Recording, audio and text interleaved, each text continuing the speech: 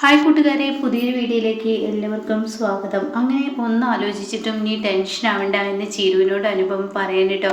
ഇത് കേൾക്കുന്ന സമാധാന വാക്കൊന്നും ഇവിടെ ചീരുവിനാവില്ല. ചീരു പറയുന്നുണ്ട്, ചേച്ചി എന്നാലും നിൻ്റെ മക്കളെ എന്തായാലും പോലീസും നിയമമൊക്കെ ഉണ്ടല്ലോ, നിൻ്റെ അരികത്തോട്ട് തന്നെ കിട്ടും. അപ്പോൾ നിൻ്റെ 3 കുഞ്ഞുങ്ങളെയും കുറിച്ച് നീ ജീവിക്കുക, അതാണ് നീ വേണ്ടത് എന്ന് പറയുമ്പോൾ അവിടെ വിനയൻ എത്തിയിരിക്കുന്നു കേട്ടോ. അത് കണ്ടുകൊടുത്തന്നെ ഭാനുമതിയമ്മ വന്നിട്ട് ഭാനുമ്മ പറയണേ, മോളെ ആ വിനയൻ വന്നിട്ടുണ്ടെന്ന് പറയണേ. അത് കേൾക്കുന്ന ചീരു മൊത്തത്തിൽ ദേഷ്യം പിടിച്ച് അവിടെ നിന്ന് നീക്കുമ്പോൾ അനുപമ പറയണേ, നീ എണീക്കണ്ട, ഞാൻ കൈകാര്യം ചെയ്തോളാം എന്ന് പറഞ്ഞ് പുറത്തോട്ട് പോകണം കേട്ടോ. ഇതേ സമയം ഹനുവിനെ കണ്ടുകൊണ്ട് തന്നെ വിനയം പറയണേ, എൻ്റെ ഭാര്യ ചീരു ഇങ്ങോട്ടേക്ക് വന്നിട്ടുണ്ടോ, അവളെ ഒന്ന് വിളിക്കുമോ, അതിന് നീ നിൻ്റെ ഭാര്യയെ എവിടെ കൊടുന്നാക്കിയിട്ടുണ്ടോ എന്ന് ചോദിക്കുമ്പോൾ എന്താ അനു ഇങ്ങനെയുള്ള സംസാരങ്ങൾ സംസാരിക്കുന്നത്?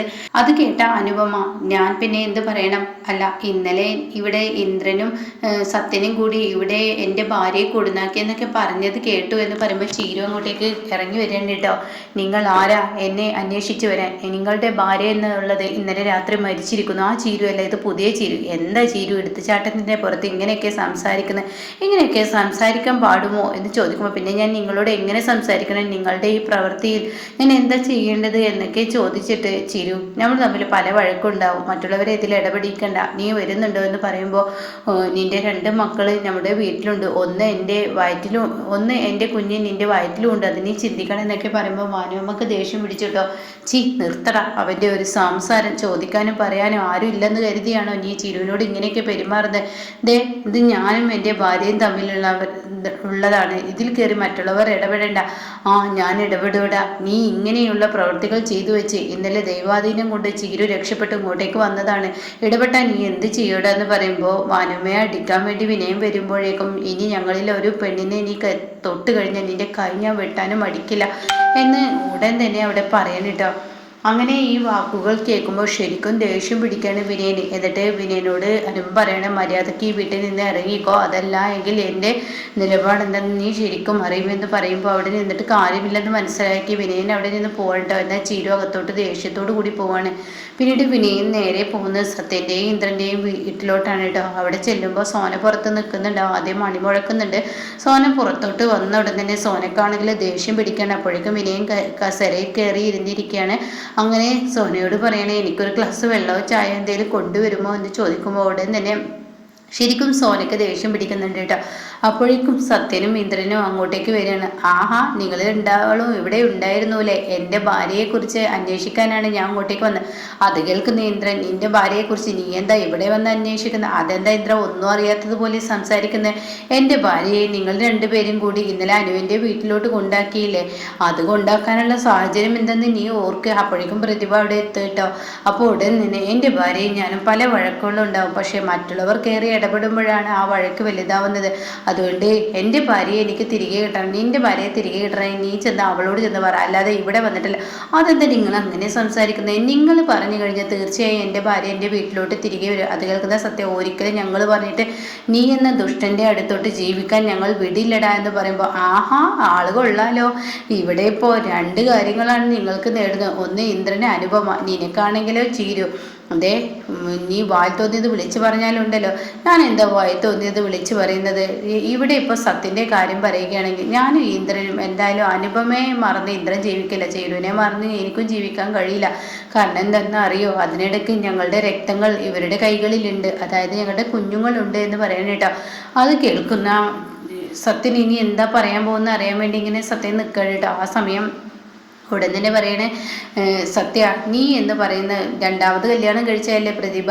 ആദ്യം നീ ഒരുത്തിയെ കല്യാണം കഴിച്ചു, പിന്നീട് അത് മറന്ന് 2ാമത് പ്രതിഭയെ കല്യാണം കഴിച്ചു, ഇപ്പോൾ 3ാമത് എൻ്റെ ഭാര്യയെ നീ ഉദ്ദേശിക്കുന്നെങ്കിൽ അത് നടക്കത്തില്ല കേട്ടോ എന്ന് പറയുമ്പോൾ ശരിക്കും ദേഷ്യം പിടിക്കാനായിട്ട് ഇന്ദ്രനെ. അങ്ങനെ ഇന്ദ്രൻ പറയണേ, ഇവനെ പോലെ വൃത്തികെട്ടവനോട് സംസാരിക്കുന്നതിനേക്കാൾ നല്ലത് നിങ്ങളെല്ലാവരും അകത്തോട്ട് കയറിപ്പോയേ ഇവനോട് സംസാരിച്ചിട്ട് യാതൊരു കാര്യമില്ല, ഇവൻ്റെ വഴിക്ക് വിടുക നല്ലതെന്ന് പറഞ്ഞിട്ട് അവിടെ നിന്ന് പോകണേട്ടാ.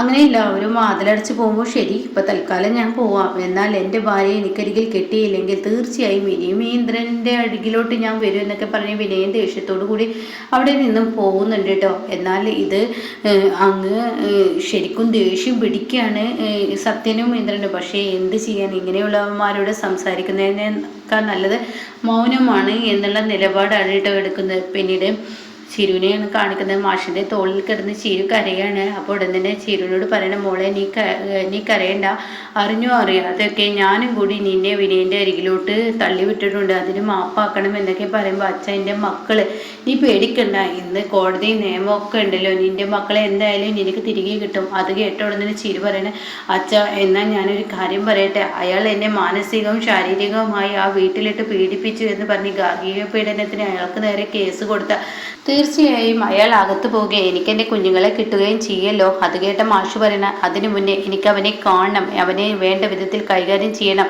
അവൻ എന്തിനെ എൻ്റെ കുഞ്ഞിനെ വീണ്ടും അവൻ്റെ ജീവിതത്തിലോട്ട് വലിച്ചു കൊണ്ടുപോയി എന്ന ചോദ്യത്തിന് അവന് ആദ്യം ഉത്തരം പറയട്ടെ, അതിനുശേഷമാവാം അടുത്തത് എന്ന് പറയുന്നുണ്ട് കേട്ടോ. പിന്നീടാണെങ്കിലോ ഇങ്ങനെ അമ്പിളിയാണ് കാണിക്കുന്നത്. ഓൺലൈൻ ടാക്സി ഓടാൻ രഘു പുറത്തോട്ട് വന്നിരിക്കുകയാണ്. അങ്ങനെ രഘു പോകാൻ നിൽക്കുമ്പോൾ മുന്നിലോട്ട് ദയയും ശബരിയും വരികയാണ്.